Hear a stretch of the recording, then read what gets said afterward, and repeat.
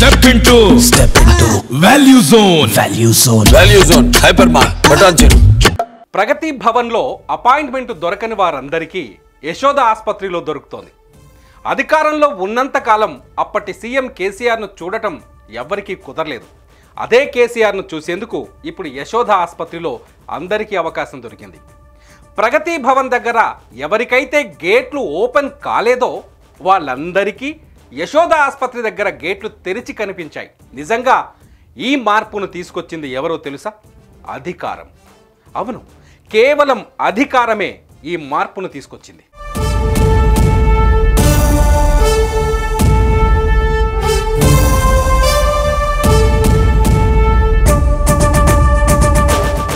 తెలంగాణ ఉన్నంత కాలం కేసీఆర్ పేరు ఇక్కడి ప్రజల గుండెల్లో సువర్ణాక్షరాలతో ముద్రించి ఉంటుంది. ఎందుకంటే దశాబ్దాల ప్రత్యేక తెలంగాణ కాంక్షను నెరవేర్చిన వ్యక్తి కేసీఆర్. ఉద్యమంలో ఆయన వేసిన ఒక్కో అడుగు, పోరును ఉధృతంగా ముందుకు తీసుకెళ్లిన విధానాన్ని గుర్తు చేసుకుంటే ఇప్పటికీ రోమాలు నిక్కబొడుచుకుంటాయి. అయితే ప్రత్యేక రాష్ట్రం సిద్ధించాక, ఆ రాష్ట్రానికి తొలి ముఖ్యమంత్రి అయ్యాక కేసీఆర్ కొంత ప్రజలకు దూరంగా కనిపించారు. ఏ ప్రజలను ఏకం చేసి దండు నడిపించారో అదే ప్రజలకు కనిపించనంత దూరంలో ఉండిపోయారు. కేసీఆర్కు ప్రజలకు మధ్య అడ్డుగోడగా మారింది ఎవరో తెలుసా? ప్రగతి భవన్. అవును, ఎప్పుడైతే పరిపాలనలోకి ప్రగతి భవన్ వచ్చిందో అప్పటి నుంచి జనానికి కేసీఆర్ దూరం అయ్యారనే ప్రచారం కూడా వచ్చింది.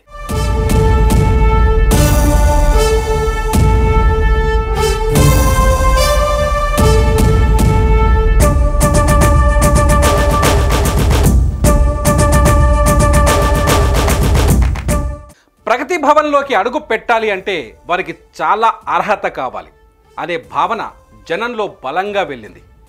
ఎవరికి పడితే వారికి ప్రగతి భవన్లోకి ఎంట్రీ దొరకదు అనే ప్రచారం కూడా బలంగా సాగింది.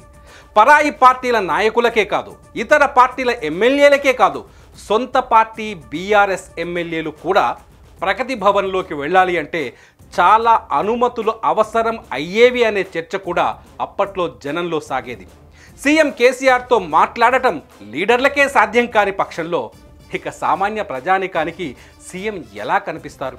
అందుకే ప్రజలకు, వాళ్లకు ఇష్టమైన ప్రజానాయకుడు కేసీఆర్కు మధ్య ప్రగతి భవన్ ఒక అడ్డుగోడగా మారింది అన్న భావన జనంలో ఉంది.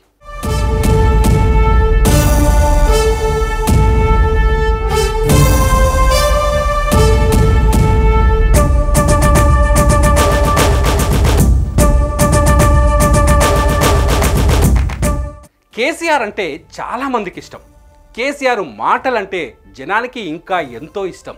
కేసీఆర్ను చూడటం ఆయన అభిమానులకు ఒక అదృష్టం. కానీ 2016లో ప్రగతి భవన్ వచ్చిన తర్వాత ఆ అదృష్టం ఆయన అభిమానులకు కొంత దూరమైంది. ఎమ్మెల్యేలకే ఎంట్రీ లేని ప్రగతి భవన్లోకి అతి సామాన్యమైన ఓటర్కు ఎలా దొరుకుతుంది అనే ప్రశ్న జనంలో కనిపించింది. సరిగ్గా ఇదే పాయింట్ని అప్పటి ప్రతిపక్షం, నేటి అధికార పక్షం బలంగా పట్టుకుంది. ప్రగతి భవన్ టార్గెట్గా కాంగ్రెస్ విమర్శలు చేసింది. ప్రగతి భవన్ను ఆధారంగా చేసుకుని ఎన్నికల్లో ప్రచారం చేసింది. సామాన్యుడికి డబుల్ బెడ్రూమ్ ఇల్లు ఇవ్వలేని కేసీఆర్ తను మాత్రం 10,000 చదరపు అడుగుల విస్తీర్ణంలో ప్రగతి భవన్ కట్టుకుని మనిషి కంటికి కనిపించకుండా నివాసం ఉంటున్నారని కాంగ్రెస్ ప్రచారం చేసింది. అంటే ప్రగతి భవన్కు ప్రజలు చాలా దూరం అనే భావన జనంలోకి బలంగా వెళ్ళింది.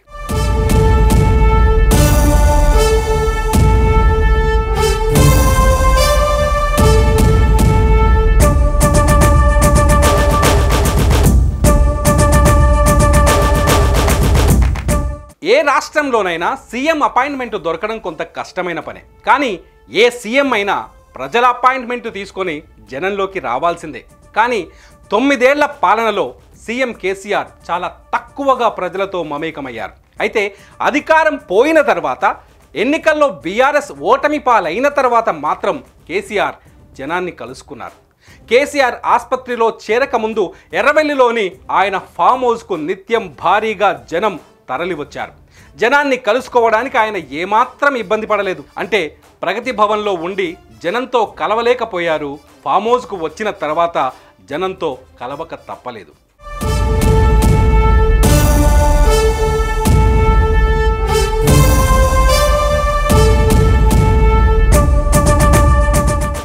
యశోద ఆసుపత్రి దగ్గర కూడా అదే జరిగింది. కేసీఆర్ కాలి ఎముకకు గాయమైన తరువాత యశోద ఆసుపత్రిలో చేరారు. దీంతో ఆయన్ని చూసేందుకు పరామర్శించేందుకు అనేక మంది యశోద ఆసుపత్రికి క్యూ కట్టారు. సామాన్య జనం కూడా భారీ ఎత్తున యశోద ఆసుపత్రి ముందుకు వచ్చి కేసీఆర్ ఆరోగ్య పరిస్థితిని వాకబు చేసి వెళ్ళారు. అంటే కేసీఆర్ అంటే జనానికి ఎంత ఇష్టమో ఈ పరిస్థితి చాలా స్పష్టంగా చెప్పింది. కేసీఆర్ జనంలో ఉండాలని వారు ఎంతగా కోరుకున్నారో ఈ పరిస్థితి కళ్ళకు కట్టింది.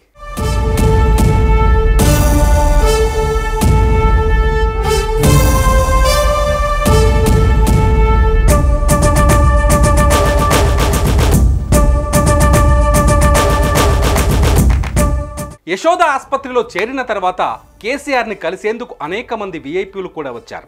సీఎం రేవంత్ రెడ్డి, ఏపీ మాజీ సీఎం చంద్రబాబు నాయుడు, కొత్తగా బాధ్యతలు తీసుకున్న తెలంగాణ మంత్రులు అంతా కేసీఆర్ను పరామర్శించారు. అంతేకాదు మెగాస్టార్ చిరంజీవి, ఆఖరికి కేఏ పాల్కు కూడా ఇప్పుడు అపాయింట్మెంట్ దొరికింది. కేసీఆర్ ప్రగతి భవన్లో ఉన్నంత కాలం వీళ్ళెవ్వరికీ అపాయింట్మెంట్ దొరకలేదు. అప్పుడు అపాయింట్మెంట్ దొరకని వారందరికీ ఇప్పుడు యశోద ఆసుపత్రి దగ్గర అపాయింట్మెంట్ దొరికింది. అంటే అధికారం ఎలాంటి మార్పులను తీసుకొస్తుందో యశోద ఆసుపత్రి దగ్గర సీన్స్ చూసి అర్థం చేసుకోవచ్చు.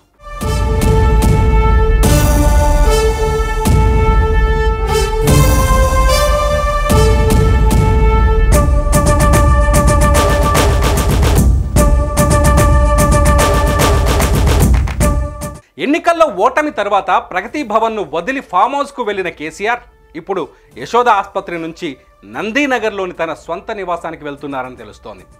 ఆసుపత్రిలో కేసీఆర్ చాలా బాగా కోలుకుంటున్నారని చెబుతున్న వైద్యులు ఆయన్ని శనివారం రోజు డిశ్చార్జ్ చేయబోతున్నారు. లాస్ట్ పాయింట్ ఏంటి అంటే నందీనగర్లో ఉన్న ఇంటి నుంచే కేసీఆర్ తెలంగాణ ప్రత్యేక రాష్ట్ర పోరాటాన్ని మొదలుపెట్టి విజయం సాధించారు.